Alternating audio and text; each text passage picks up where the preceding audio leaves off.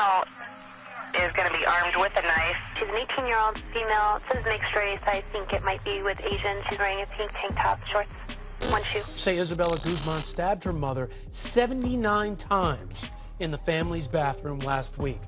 Guzman's stepfather told police that he heard thumping sounds from upstairs, then his wife calling his name. He tried to get into the bathroom. Guzman blocked the door, so he called police. They say looks can be deceiving, and this story proves just how true that is. How did an innocent-looking 18-year-old girl become the face of a horrifying crime? Isabella Guzman shocked the world when she brutally murdered her own mother in a cold-blooded attack, and her detached, almost careless attitude in court quickly went viral. The internet and community were stunned, but those who truly knew her weren't. Why wasn't anyone surprised? Let's dive into the chilling details of this case.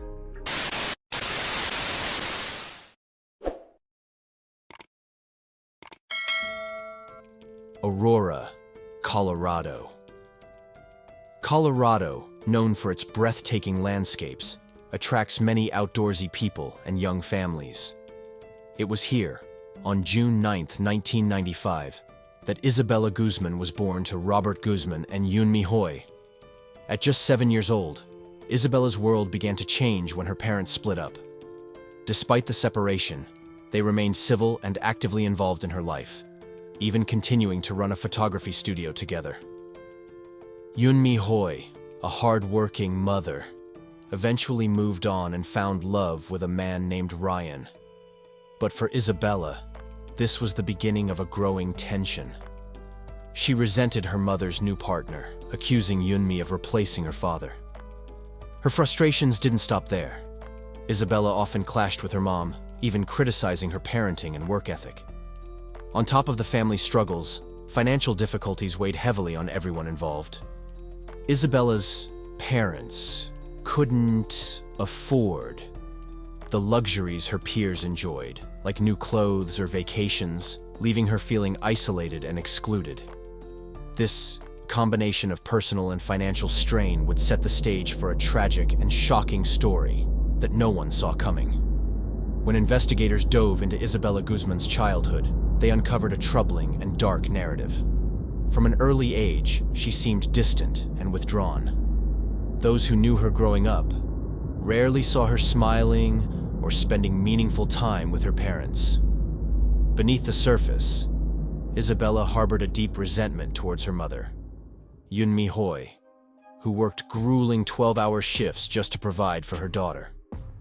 Despite her mother's efforts, Isabella's anger seemed to stem from Yunmi leaving her father, Robert.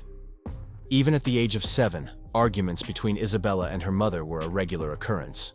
The tension eventually became unbearable. Desperate for some peace, Yunmi sent Isabella to live with her father, hoping the two might form a better bond. But nothing changed.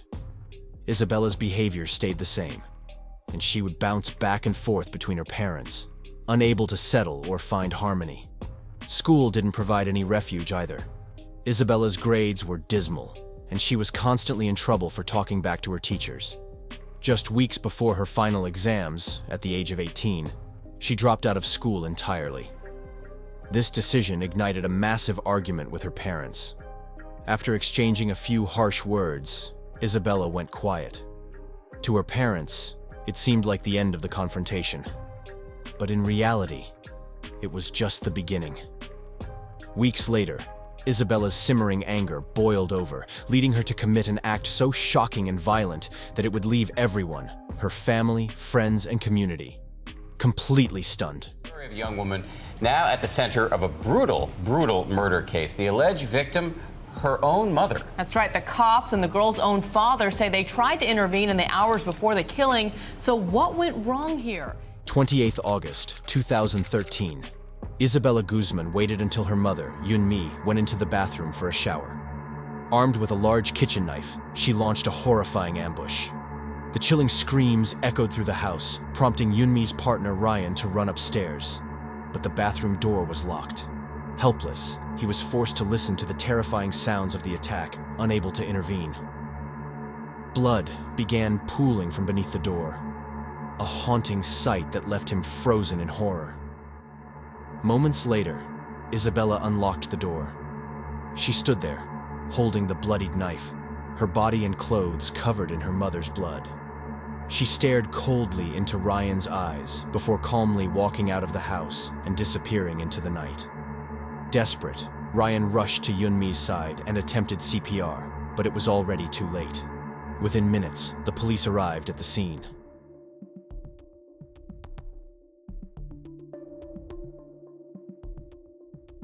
District 1 is looking for Isabella Guzman. Looks like cut her mother's throat. Yunmi was pronounced dead, the brutal nature of her injuries leaving even experienced investigators shaken. She had suffered 79 stab wounds, all concentrated on her head and neck. Her own daughter had nearly decapitated her. A baseball bat was also discovered in the bathroom, believed to have been used during the attack. By the time emergency responders arrived, Isabella was long gone. Authorities feared she could be in a psychotic state, posing a threat to anyone she encountered. The Aurora Police Department immediately called for reinforcements from the Denver police, including a helicopter to assist in the search. Ultimately, it wasn't the police who found Isabella. It was the locals.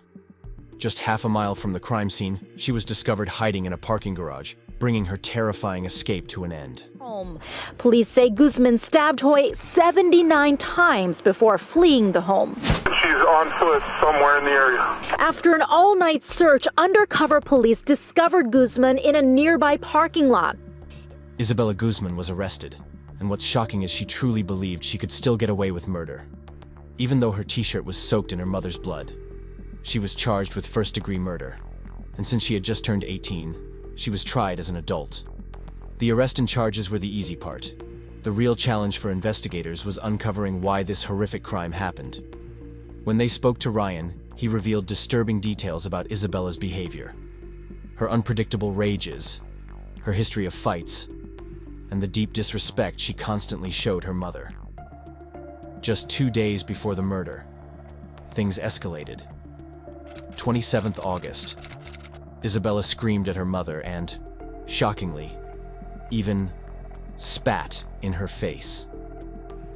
Later, she sent an ominous email to Yunmi that simply said, "You will pay." Terrified, Yunmi called the police for help.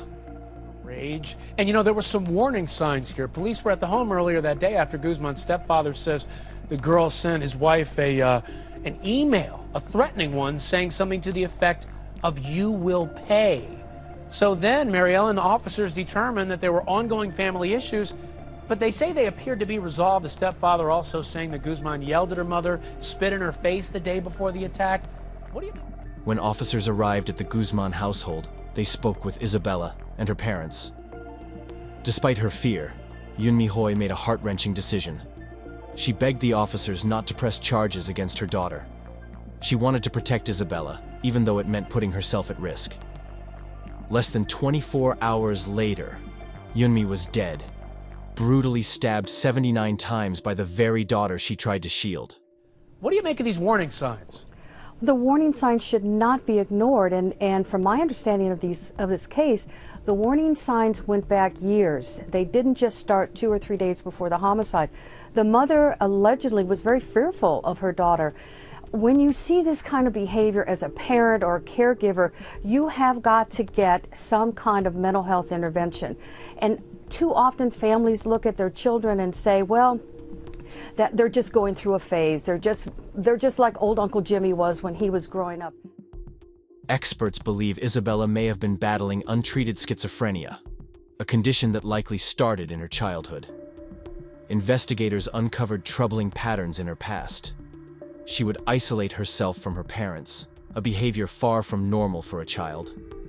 Her rage was explosive, escalating from calm to uncontrollable in seconds. In her parents' eyes, much of her resentment seemed to stem from their financial struggles.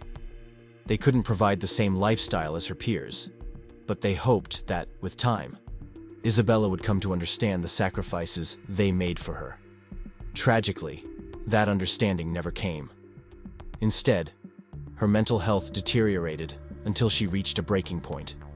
For parents who live in fear of their own child, police intervention is often the last hope. In Isabella's case, that intervention came just one day before the unthinkable happened. On the evening of August 27th, police decided not to arrest Isabella after speaking with her and her parents. They allowed her to stay in the home as long as her parents agreed. This decision would prove catastrophic. The timing was so close to the murder that investigators later questioned, could this have been the final catalyst for Isabella's deadly rampage? It's possible.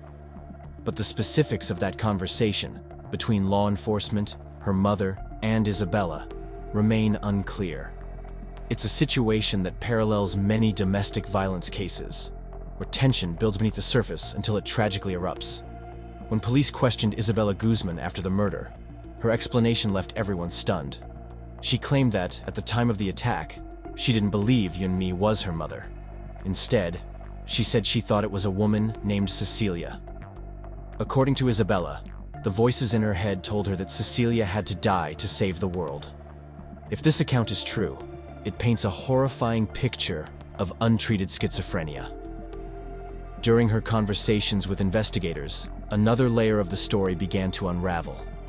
Yunmi and her partner, Ryan, were Jehovah's Witnesses, a strict branch of Christianity. I was abused at home by my family for many years. My parents are Jehovah's Witnesses. And I left the religion when I was 14, and the abuse at home worsened after I quit. My mom was terrible, and I was injured in the process. I have the scars on my hands. I don't know if you can see or not. While the couple's religious beliefs were confirmed, investigators found no evidence of abuse. However, during the trial, a doctor officially diagnosed Isabella with schizophrenia. Isabella Guzman entered her plea, not guilty by reason of insanity. To everyone's shock, the judge accepted it. Instead of prison, Isabella was sentenced to the Colorado Mental Health Institute, where she would remain until doctors deemed her safe to re-enter society. 2021. I was not myself when I did that, and I have since been restored to full health. Isabella claimed she was well enough to leave the facility, but her statement was overshadowed by another disturbing revelation. In 2015, she alleged that an employee at the hospital had sexually assaulted her. He asked me if I wanted to go in there and look through to get some clothing, so I did. The other patient left, and he went in there and shut the door behind him. I was afraid that if I didn't do or what he wanted, that he could ruin my life. Despite reporting the assault to police, no action was taken. Shockingly, the same person assaulted her 2 more times after the initial incident. 8 years after the brutal murder, Isabella unexpectedly went viral on TikTok. Her bizarre courtroom expressions captivated the internet. At first, people found her demeanor sweet but psycho. But as her schizophrenia diagnosis became widely known, perceptions started to shift. June 2021. Isabella was granted permission to temporarily leave the hospital for therapy sessions. However, she remains confined to the Colorado Mental Health Institute to this day.